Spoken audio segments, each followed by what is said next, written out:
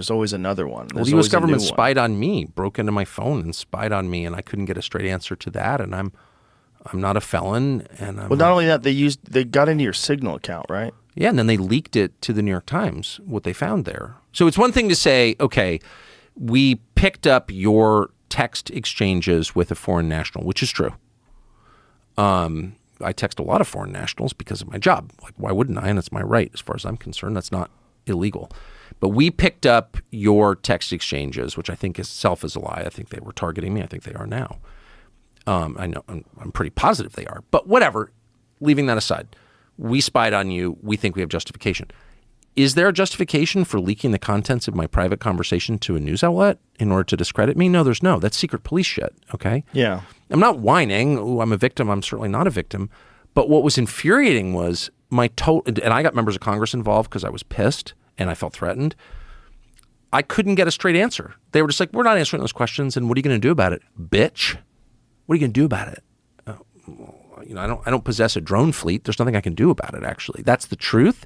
So when the system breaks down and things like, I don't know, honesty, justice, the law, none of those apply, the people in charge decide, well, that doesn't apply to me, you are literally powerless. And bizarre that the New York Times wouldn't have an issue with that. Well, the New York Times does that all the time. But bizarre that they wouldn't have an issue with the government tapping into your phone. They work for the government. Are you kidding? Right. The New York Times? Yeah, the New York Times is a conduit for the lies of government. That's what it is. It's their tool, and they're perfectly aware of that. I mean, I used to write for the New York Times as a freelancer. I mean, I've been around the New York Times a lot, and there are a lot of really smart people there, for sure. Even now, I would less so now, but there's still, I think, smart people there. There are. I know some. And they know, but they think that it's worth it because they're bringing information, or I don't know what they think actually.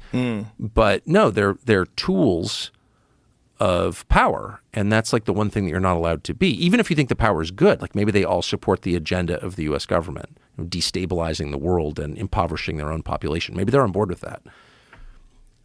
Even if they are, they shouldn't do it, because the job of the media, the press, is to keep power in check. You are kind of like the seatbelt, right? Right. You make sure that things don't go too far. So, and they're not doing that. They're acting as a willing handmaiden. When do you think that power. switched? Well, I think it's been the case for a long time. I mean, if you look at what happened to Richard Nixon, which I, of course, did not understand at all, Richard Nixon was taken out by the FBI and CIA, and with the help of Bob Woodward, who was a Washington Post reporter who had been a naval intelligence officer working in the White House, working in the Nixon White House. And then he shows up like a year later